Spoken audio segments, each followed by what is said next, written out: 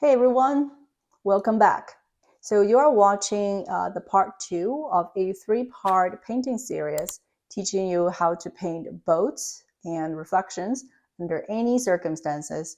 We will be taking last week's drawings that we have done and start applying paint to them in black and white so that I can take you guys through how to depict the shadows, objects, and reflections under different weather and lighting condition. So I have linked last week's video below in case you want to check that out and get started from the beginning versus jumping in the middle, because I do believe it is helpful to start with an accurate drawing and then to move on into painting the value correctly. And then in the third and final video, we will be using color to compose a scene and paint together. Okay, without further ado, let's jump in. So here we have this grid of boats that we have drawn from the previous lesson. So the three primary lighting conditions we have are noon, early morning, or late afternoon. And the overcast, once you master these three primary type in terms of the value masses in the tonal range, then you can pretty much paint any scene you like. To simplify things further, I'm going to be using only 3 values for all of the boats here. They're the light value, mid-tone value, and the dark tone. For this one, let's pretend that the sun is high up, but it's slightly behind the boat. It's helpful to depict some objects in the background, also in a silhouetted format. With the sun so high up in the sky, all the surfaces that are facing up, imagine this is a road as well in the background. All the surfaces facing up is going to be very light. And this part of the surface, it's largely facing away from the sun, so it will need to be much darker. Even though I know this boat is white, but I'm going to depict this unlit surface as a mid-tone. The reflection is usually also dark. So using mid-tone here makes sense. The way I paint like fabric collapse, like sometimes just creating these like wrinkles, and just be very loose about it. Don't worry about the shape too much. We're ready to go in and apply some dark tones. So here I'm going to draw a couple windows. Now for the rigging, there's no particular tip other than just go for it. Sometimes they may not be completely straight, but don't worry. As long as you're confident, it's going to turn out great. These are in fact these rooftops I'm trying to depict there. Maybe a bit of tree even. Very last step. I think we're going to go finish with the white gouache. So I'm just doing a sparkling effect. I dotted some white gouache basically, and then I dragged them out. But for this boat, instead of being backlit, I'll pretend that the sun is slightly hitting like the front of it. Similarly, let's paint some silhouetted background. Let's pretend there is some sort of tree line over here. Towards the front of the water, it helps sometimes to add a bit of ripple. Of course, as you get to further distance, make the line a bit thinner, right? This entire whole area will still be dark, but you will see that later I'll try to capture some like casted shadow effect on it. This surface now is showing through. In our first painting, it didn't. So sometimes just to help distinct this surface from that one, I will go a shade darker, but it's still within the mid-tone range. In terms of reflection for this boat, because we're looking at it more like eye level, so what's going to happen is that the reflection is going to get more fractured. Oh, we forgot about the cabin above. Yeah, the cabin actually need to have a light tone underneath, and then you apply the mid-tone on top of it for the cast the shadow. Okay. The top of this like rim is going to be sunlit. So when you're painting it, suggesting a bit of objects inside. I have these windows here. And maybe we'll add a little like stripe pattern Some of these poles are much thicker than sailboat, so it may be helpful to use just like a mid-tone or like light tone, and then start connecting with, dark tones. We somehow lost the top of this cabin, which is important because it's a sunlit surface. Same with these and that shape as well. For this one, but maybe because it's looking more like downwards, not at surface level, it's not going to reflect the sun and therefore wouldn't have as big of a sparkle in the water, so to speak. So mid to light, I would say. I'll start with mid at the bottom, but further away from you, it somehow gets lighter. Maybe we will add a little bit of just slightly darker ripple for that one. At the lower angle, the ripple definitely have a more pronounced shape than like looking downwards. So mid-tone, outboard are more rounded of a shape. Yeah. We're going to connect to the reflection here. So this water is going to be less ripply, less fractured than that one. So just a very slight wriggle. Now for the cabin of this boat, and so it will probably have a shaded area as well. I will in fact extend this shadow a little bit because the cabin may cast its shadow, in this case to its right. I do like going in and add a little bit more emphasis for some of the darker areas. You could do that in fact as part of the dark tone, but I like doing it when it's slightly wet. So this one's going to be pretty straightforward because the mid-tone make up for a majority of the shape over here. So our job was done in the previous one largely. So just want to maybe apply a bit more, like, darker areas. Like the windows are typically darker if they're in the shadow. So just want to reflect that off a bit in the reflection.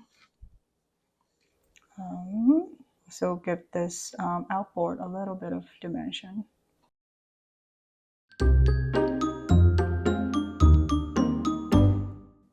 The next type of lighting condition will be late afternoon sun or a morning sun, as different from a high noon situation where the sun's position and its intensity is really high.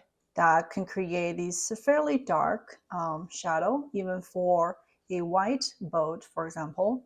The afternoon or morning sun's intensity is much lower, and the angle is also lower too. That's why it's more likely to create a lit versus dark vertical surface where, for example, if we take this front view of a boat, that if the sun is going this direction, then that will be light and this will be dark. And that very obvious kind of facets of light and dark is what makes the late afternoon sun or morning sun unique. Let's go in and get these boats painted. Coming in with a light tone. At that time of the day, the water typically is a light tone. So the key difference of the reflection, how it behaves in the late night afternoon sun, is that the reflection do need to have both a light and a dark facade. The area is still wet. I think it's coming with a little bit of ripply. And in terms of background, maybe what I would do is I will create that kind of light and dark pattern for some buildings as well. Well, actually, let's try trees. So for mid-tone, everything on this plane on the side, right, will be basically mid-tone. So yeah, starting with the side of the cabin. And then similarly for the reflection, right, where it meets the lit surface, just do a little bit ripple effect. And of course, this can go down the reflection of the rigging as well. Make sure you actually paint the surface underneath this shape as well.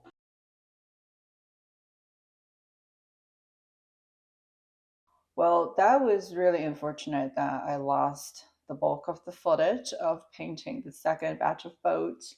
It was a complete amateur mistake where I didn't check if I have enough storage before I started filming.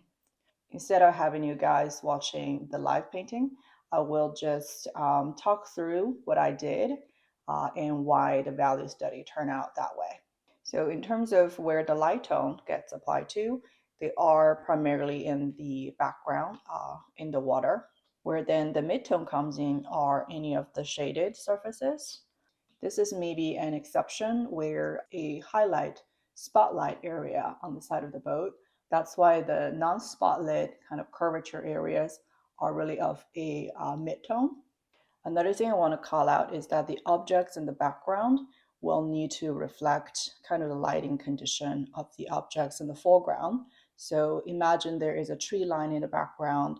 Although these trees have soft blended edge, you still see that similar to this boat, the right facades of these trees are in fact sunlit, where the shadow is primarily on the lower left.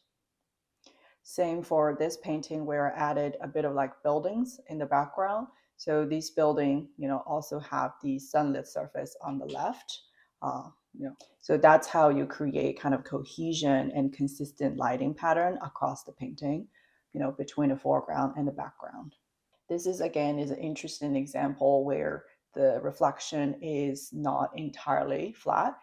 And because the sun is hitting the side, for the bottom of it, you can go a little bit darker. So I even used two-tone in this reflection that way. So for this boat, I also added the dark tones between these two layers of hulls. That's where the outside layer may cast a shadow onto the inner layer. Also, just a little bit of detail of that windshield, just the edge of it to add a bit of dimension. The upholstery, I decided that it's also a much darker color. So it just made it a bit more interesting as versus the surface of the boat being pretty bland. So the dark tones do apply to, these unlit surface of the docks. But also note that, when this boat is really close to a solid object like this dock behind, it can also cast shadows onto those objects. While we are here, I do want to call your attention to, this boat compared to that one. They're very similar kind of shape of boats, but do note that because this is a side-lit angle, right, the surface of the cabin facing the back, compared to this one, I actually have a cast shadow done by this like roof line, where this one, it's pretty much entirely all silhouetted. The whole cabin is in shade. So do pay attention to these diagonal lines as they are very likely to occur in the afternoon sunlight. And of course, the dark tone is also there to hint at some windows and details of the buildings in the background. This one, pretty much the same, echoing the details of the boat. Maybe the sail has a bit of darker color because, oftentimes these boats are all white. So it really can feel a little bit bland, but definitely adding these dark tones judiciously across the painting can really help the objects pop more and help it appear three-dimensional.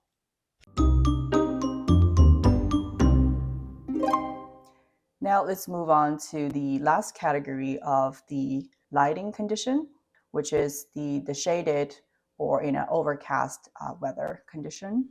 The boats we're going to paint from this grid are going to be this one, and that one. So in a shaded or overcast lighting condition, the main difference of that compared to like a high noon or like a late afternoon lighting is that the sunlit surface and the shaded surface, the contrast between them is really not as striking. That's why you see a lot of painters for like a rainy scene or a cloudy scene, they will come in and just apply a wash across the entire painting surface.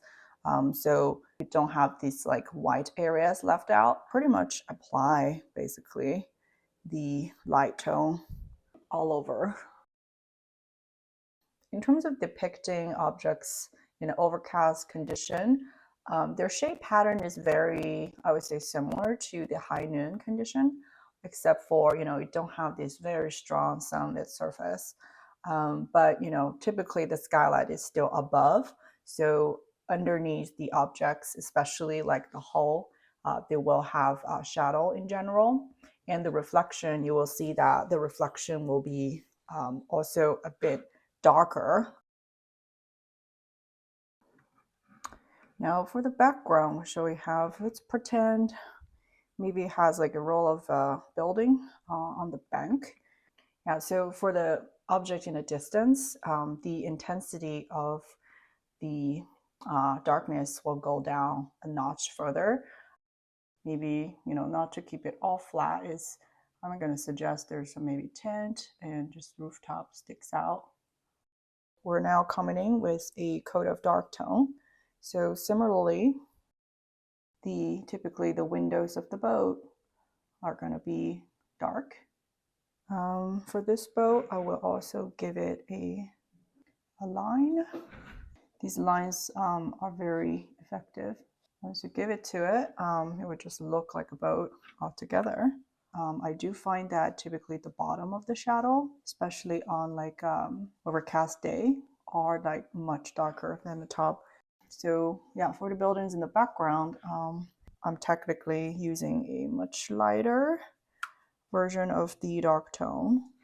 And the windows can be a bit more subtle as well. Same tone I'll be using for the reflection of the building. There will be a bit more of a fractured reflection. Just use like whitewash, so then these shapes will stand out more against its background.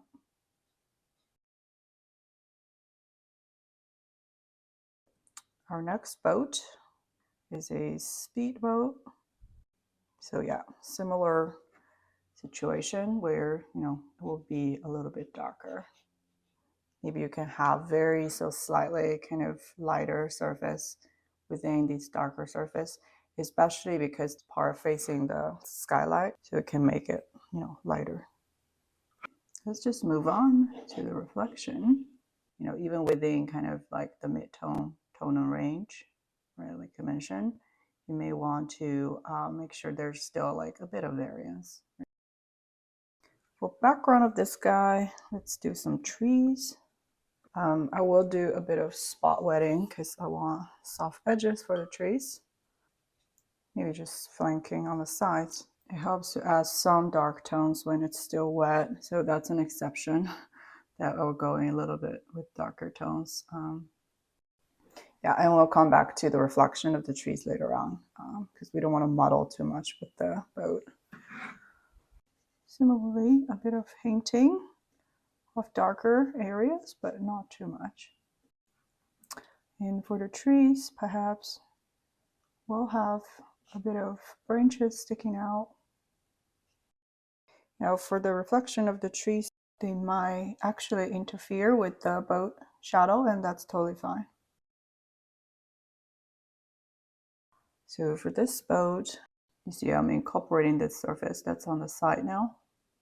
So some of the surface, like these like rims, may still help to depict those. And then so are the side of the bench.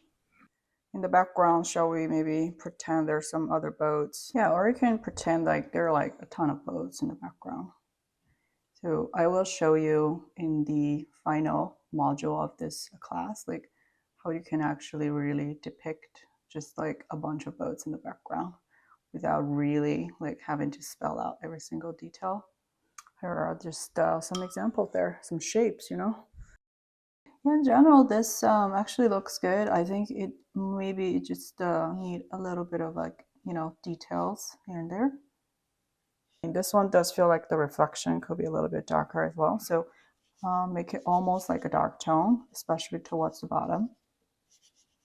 This also gives me an opportunity, since it's wet now, to emphasize some of these areas.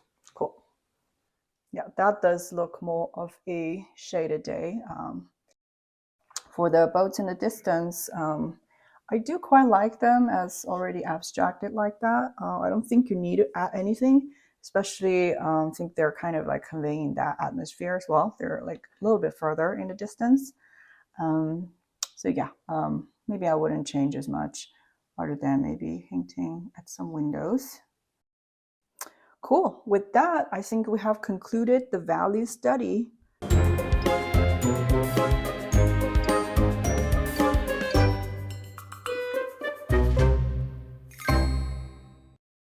So now we have this grid of different kinds of boats under different weather conditions. So yeah, I would encourage you to play with the tonal values and feel it out for yourself by painting different angles and different lighting conditions. All right. With that, we have concluded the second part of our three-part boat painting series again. So we are really equipped now to tackle a full-on scene of seascape painting featuring boats and watercrafts. But before we go, two things I want to point out. First, this helpful diagram we created together is now linked in the video description. So go ahead and download that. And I hope in the future, as you practice, you can use this as a helpful reference guide. And the second thing I would like to ask is, what type of weather do you enjoy depicting when you're doing your seascape painting? The late afternoon, like that sunlit scene, is really my favorite because how peaceful it can really come across with the reflection. That stillness is just really what captures me. Okay, so I hope to see you guys in the third and the last video of this course, which will be a real-time painting video of me composing a scene out of my imagination, but utilizing everything we have learned so far in this and the previous video. I'll see you guys in the next one.